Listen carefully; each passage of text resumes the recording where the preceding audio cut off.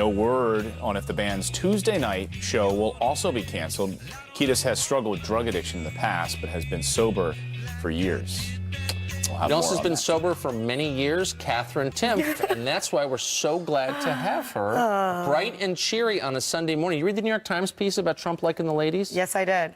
So it was obviously designed to show that he's a woman hater, and it comports perfectly with Hillary's campaign theme, which is the same. Right. Did it work? No, you know what? When I think about my concerns about Donald Trump, it's more along the lines of him saying he might want to raise the minimum wage, or him saying don't worry about the debt because we print the money. Stuff like this is kind of, whatever. Like you were saying, let's look at what the Clintons have done in their personal lives. Probably won't, but that stuff is way more disturbing to me than... Right, the actual policy ideas. Yeah, exactly. I want to talk about policy. I'm a woman, but policy, believe it or not, is more important to me than this pandering based on gender that's happening all over the campaigns. But, and yet, we see all these polls that show Donald Trump not doing very well with the ladies. So this piece, is it worth taking a look at this piece and diving into it? It's a lengthy piece about... Because it's not just on the surface. You can't just dismiss it and say that he's been mean to women. As we talked about, he's elevated women to the heights of his organizations.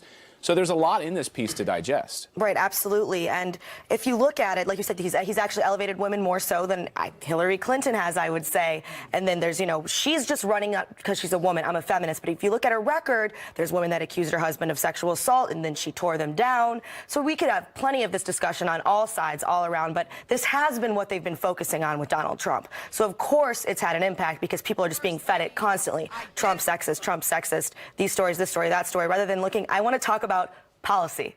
Right, and a lot of people think that Donald Trump's supporters support him no matter what. They know he's a brash billionaire and they take him for what he is and think that he's a deal maker and will work for him. Yes. So it could potentially even backfire.